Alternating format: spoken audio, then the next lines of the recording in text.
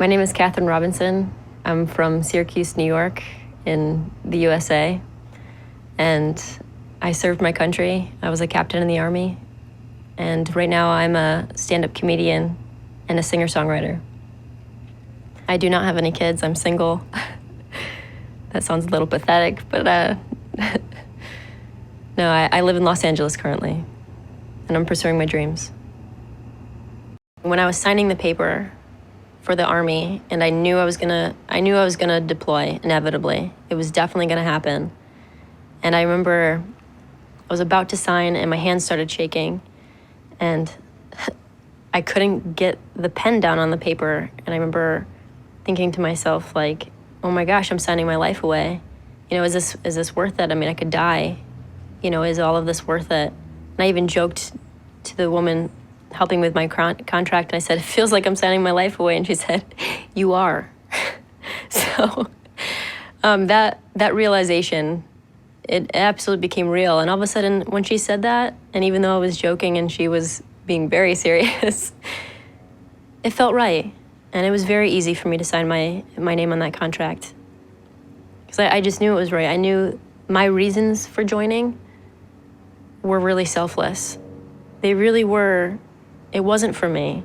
It was for the guys and girls, the men and women in arms, you know, all of the allies, and being able to help in some way. And I thought I really truly deeply thought that I could make a difference. I really truly deeply thought there's a reason for me doing this, and I'm gonna bring home these men and women safely. Unless you've been there, unless you've experienced it, then you have no idea. You have no idea what we went through.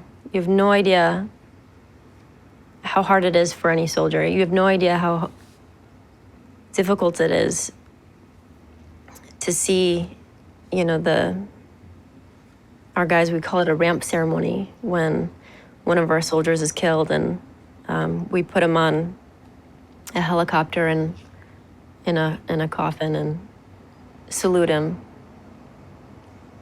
And so you carry that with you. One of the things I believe so wholeheartedly is that everything in life happens for a reason.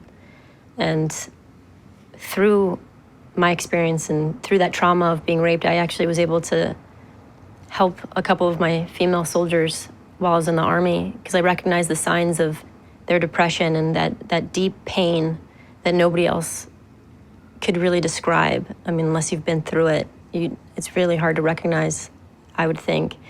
But I was able to recognize this in a couple of my soldiers and prevent them from committing suicide.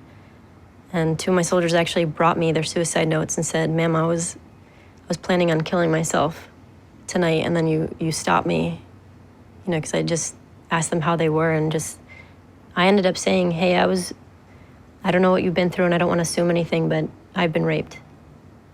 And through that, they were able to open up and tell me their experiences themselves. And so I look at it through strength now, as opposed to this huge travesty or bogging me down. If you were my rapist, I would tell you that you're a horrible person for what you did to me. I couldn't get up for weeks. I stopped eating. I stopped talking to friends and family.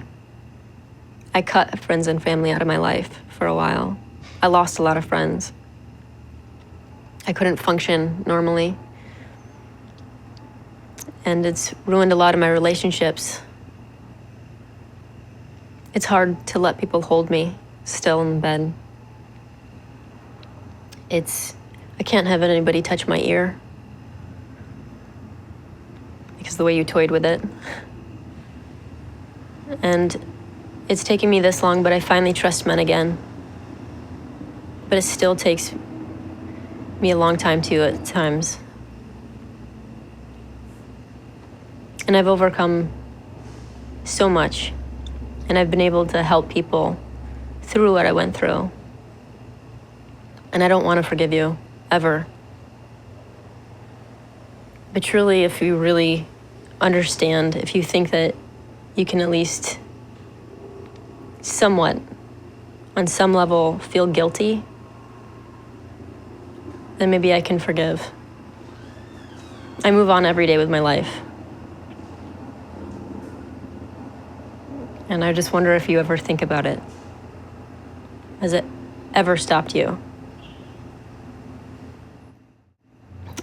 Love is this overwhelming joy that just hits you. It just smacks you and just overwhelms you, and it just makes you smile and feel through your whole body.